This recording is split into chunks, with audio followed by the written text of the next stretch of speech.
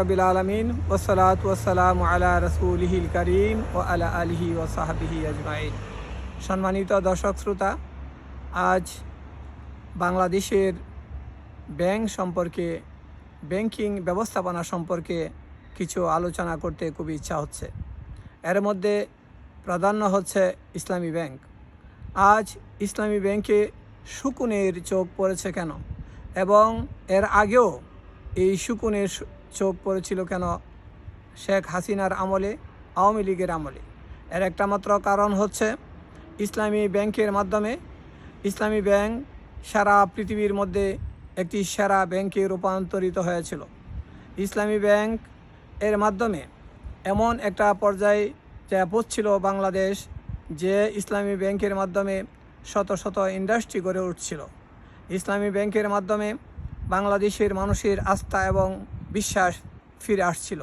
ওই ব্যাংকটি সৎ লোকের দ্বারা পরিচালিত বলে, যিনি ওই ব্যাংকটি প্রতিষ্ঠিত করেছিলেন, আমাদের গৌরব শহীদ মীর কাশেম আলী ভাই, উনি আপ্রাণ চেষ্টা করে দেশ এবং বিদেশের থেকে পুঁজি সংগ্রহ করে তিলে তিলে সেই ব্যাংকটি গঠন করেছিলেন।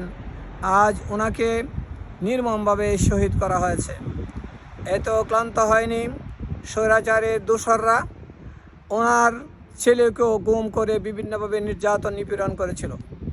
প্রিয় সুধী ভাইয়েরা, আপনারা জানেন এবং দেখছেন বর্তমান সরকার কি কারসাজি করে, কি প্ল্যানিং করে ক্ষমতায় আসছে।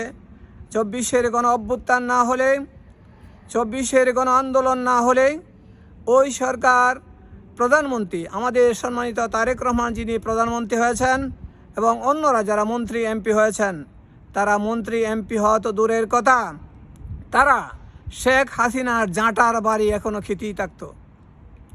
আপনারা লক্ষ্য করছেন 3 মাসও অতিক্রম করেনি, তারা আবার শেখ হাসিনার কায়দায় আবার ইসলামী ব্যাংকে গ্রাস করতে চাচ্ছে কেন? কারণ শেখ হাসিনা এস এ আলমকে দিয়ে ইসলামী ব্যাংক হতে বিলিয়ন বিলিয়ন টাকা এবং বাংলাদেশের বিভিন্ন ব্যাংক থেকে লুটপাট করে বিলিয়ন বিলিয়ন টাকা শেখ হাসিনা নিজেও ভাগ নিয়েছে, এবং এই ভাগ এস এ আলম নিজেও নিয়েছে।